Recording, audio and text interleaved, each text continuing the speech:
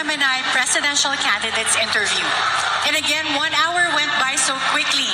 So we're down to the last question for our last candidate for the evening. To start off with our last question, Professor Carlos. Uminit pa yan. Okay, Yes, ma'am. I have a sense that this will be the last time I shall interact with you in a venue like this. So, let me introduce something which I have tested in my class on elites in politics. And this involves moving into an area called predicting leadership decision-making. So I hope you don't mind if I give you 3 short questions, but they are related to each other.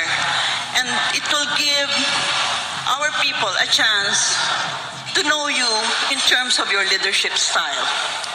The first question is, do you think that you're basically an optimist rather than a pessimist? Number 2, do you think you are basically a high-risk taker rather than a low-risk taker? You'll notice the 2 are related. And the third question is, do you think you are Machiavellian? Well, the first question is if I'm an optimist or a pessimist. I'm essentially an optimist. And the reason I'm essentially an optimist, because especially when we talk about the country, we are optimists. I am optimistic because our biggest asset is the Filipino people, and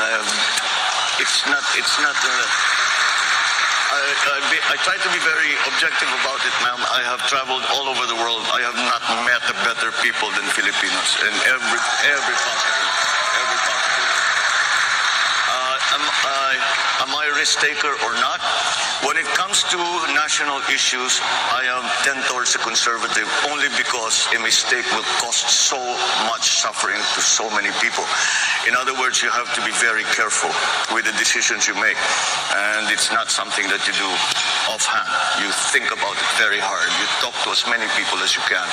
And you make absolutely certain that you have done everything that you can possibly do to make whatever your plan is, to make it work. Am I Machiavellian? Well, I've studied him quite thoroughly, and I know very many Machiavellians in my life. But Is it Machiavelli in terms of taking every means to produce an end, not the other Machiavellian, the bad Machiavellian? Well, certainly, we have to be aware of everything that is going to help whatever it is that you are hoping to achieve. And on a national scale, that means you have to understand very well what the situation is on the ground. Ganito kasi ang sitwasyon ng mga tao, ito na ngayon sila. Nasa gitna pa ng pandemya, walang trabaho yung mga yan. Umaasa pa rin yan sa tupad, sa IX, etc.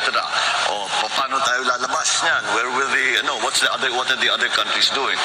Kailangan maging maingat So I suppose in the same sense, as you say, that these questions were related, it's a way of being careful and being very, very knowledgeable about what are the things that have to come into play so that you will achieve success, whatever that success, however you define that success. So in that sense, yes, ma'am, I am a Machiavellian. Yeah, thank you.